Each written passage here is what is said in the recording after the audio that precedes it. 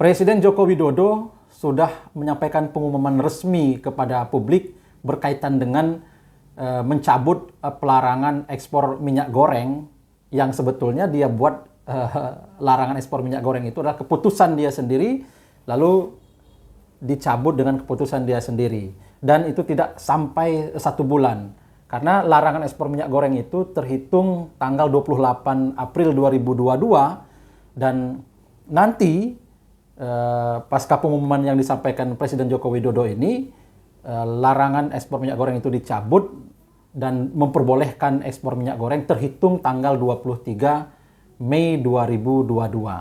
Nah ini saya menilai cucuk cabut keputusan Joko Widodo ini, inilah kalau kemudian keputusan yang dugaan saya ini tanpa melalui analisa yang mendalam, yang matang, karena harus diakui bahwa pasca pelarangan ekspor minyak goreng, petani sawit babak belur, ya dalam tanda kutip babak belurnya dari hal sisi harga sawit itu turun drastis dan sangat dikeluhkan, bahkan ada yang membuat surat terbuka kepada Presiden Joko Widodo, membuat protes di media sosial juga, di WhatsApp juga. Begitu banyak keluhan-keluhan petani sawit berkaitan dengan efek dari pelarangan ekspor minyak goreng itu yang berefek pada turun drastisnya harga sawit. Kemudian sampai kepada petani sawit, sampai kemudian demo dan dugaan saya adalah kenapa kemudian larangan ini dicabut. Dugaan saya khawatir kemudian aksi dari organisasi yang menghimpun petani sawit dan lain sebagainya ini dikhawatirkan membesar sehingga diantisipasi. Ya, ini dugaan saya, ya analisa ataupun dugaan saya, sehingga larangan itu dicabut daripada nanti membesar sehingga berpengaruh kepada jalannya pemerintahan Presiden Joko Widodo. Karena seperti sebelum-sebelumnya juga mahasiswa demo menolak 3 periode, dan dugaan saya juga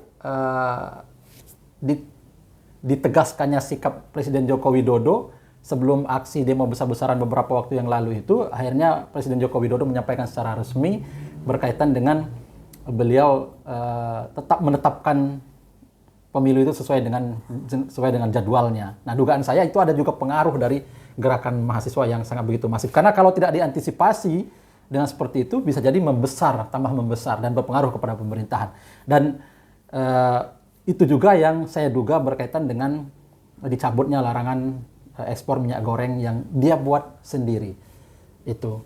Nah, sahabat sekalian, dengan semua itu yang akhirnya berakibat sekali lagi bahwa petani menjerit, petani kesusahan, petani sawit babak belur karena harga yang sangat anjlok itu tadi.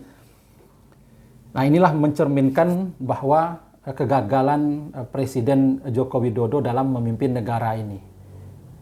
Begitu banyak hutang, kemudian keputusan yang kadang-kadang membingungkan, hutang negara yang sampai 7.000 triliun. Nah, ini harus menjadi catatan bagi Presiden Joko Widodo, daripada kemudian negara ini nanti tambah susah. Saya menyarankan kepada Presiden Joko Widodo, jika kemudian tidak mampu lagi dalam mengelola negara ini, mundur saja dari jabatan sebagai Presiden Republik Indonesia. Tapi itu kembali kepada Presiden Joko Widodo sendiri. Karena memang banyak sekali yang kemudian bingung berkaitan dengan kepemimpinan Presiden Joko Widodo. Seperti larangan dan memperbolehkan ekspor minyak goreng ini kan, dia cucuk cabut. Ini dilarang, kemudian dicabut kembali larangan itu. Walaupun kemudian dengan sikap seperti itu, ternyata faktanya minyak goreng harganya masih mahal.